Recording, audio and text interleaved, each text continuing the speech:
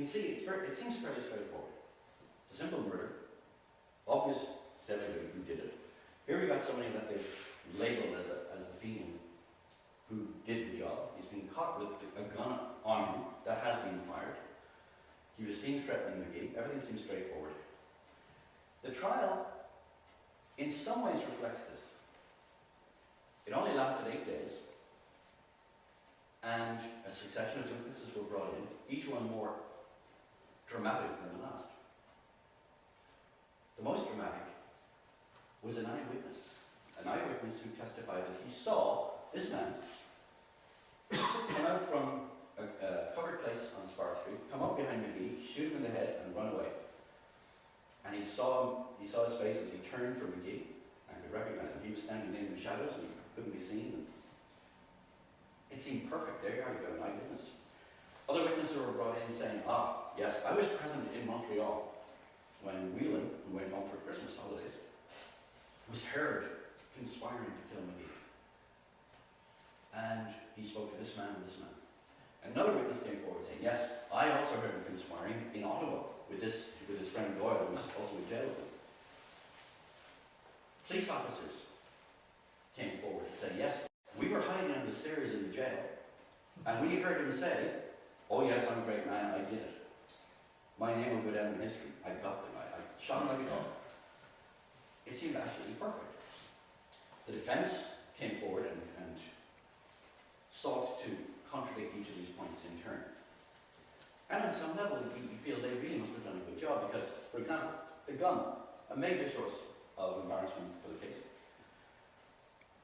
The defense came forward with a witness, a maid who worked in the boarding house where Whelan lived, to say that at the end of February, she'd been in cleaning his room, found the gun, went to move it from under his pillow. It went off and wounded her. They had witnesses, they had a doctor's report, she had the scar. It answered the problem. This is what happened to his gun.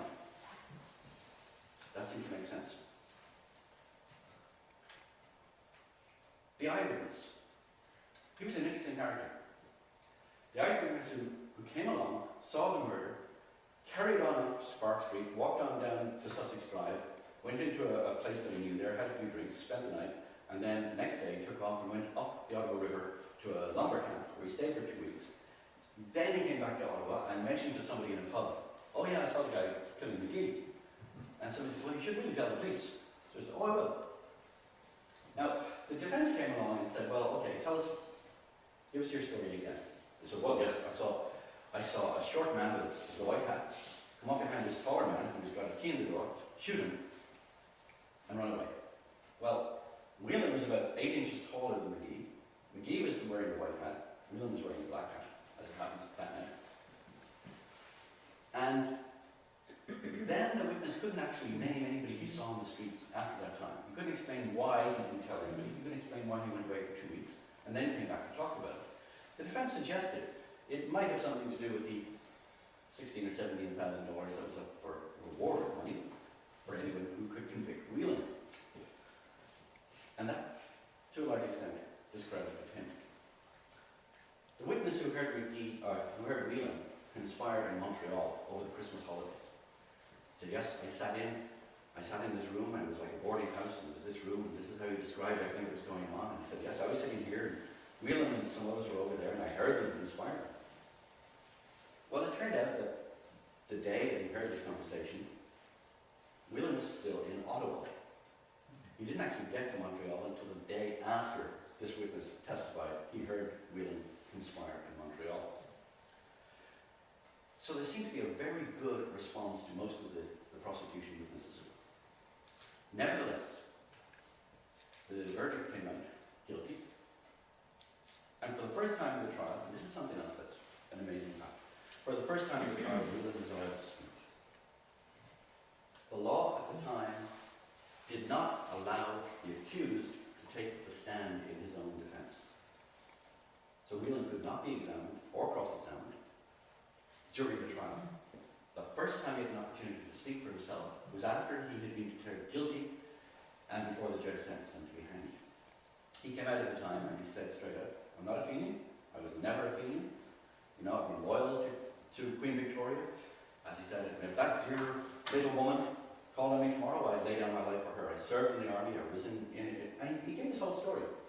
And he said it as clear as he could. He said, you know, before God, as an Irish Catholic, I know I'm going to die.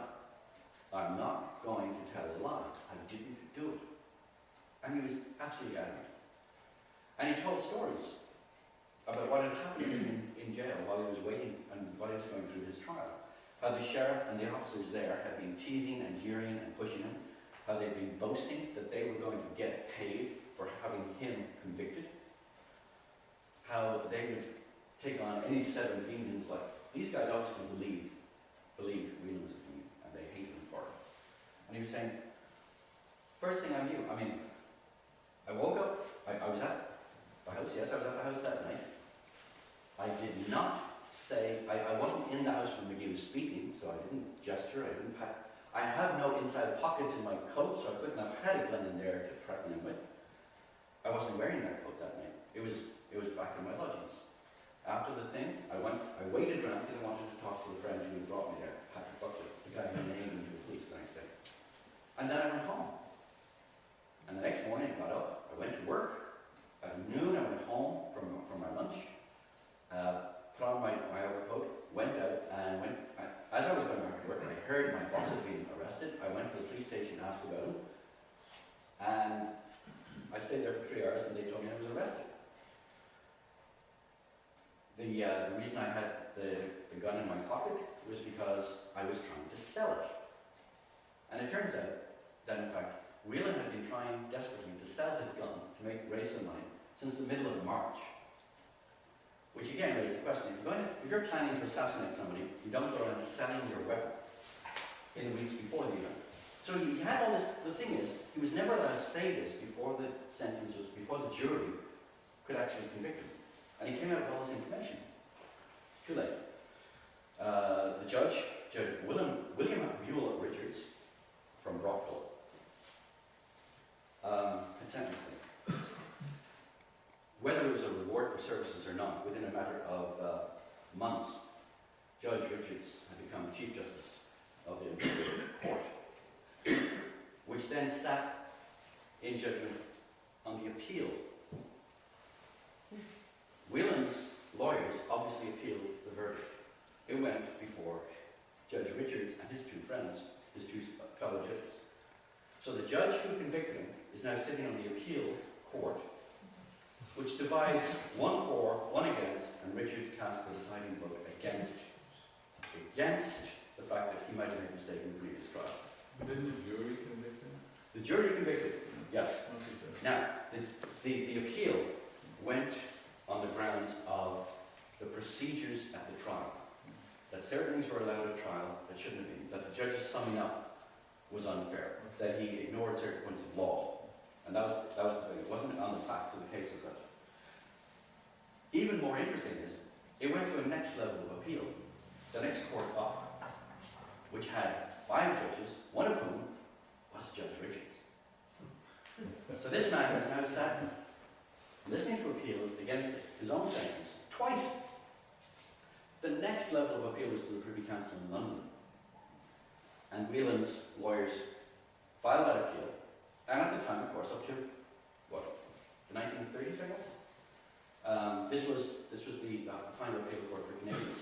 Before there was a Canadian Supreme Court.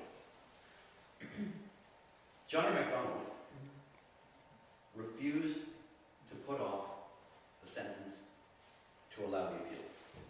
So even though he had a constitutional, you would say, constitutional right to appeal to the Privy Council, MacDonald refused to allow it to go to the Privy Council, and he insisted the execution go ahead. So the final appeal was never heard. Whelan was finally executed, February 1869. The last public hanging in Canada took place at the jail in Ottawa, which is now a youth hostel. And Canada's an interesting way of history. On the scaffold, 2 days before the execution, a statement was written out for Whelan. It's not in his handwriting, it's in the handwriting of the sheriff, in which he said, "I know who killed McGee. The 2 men who are waiting trial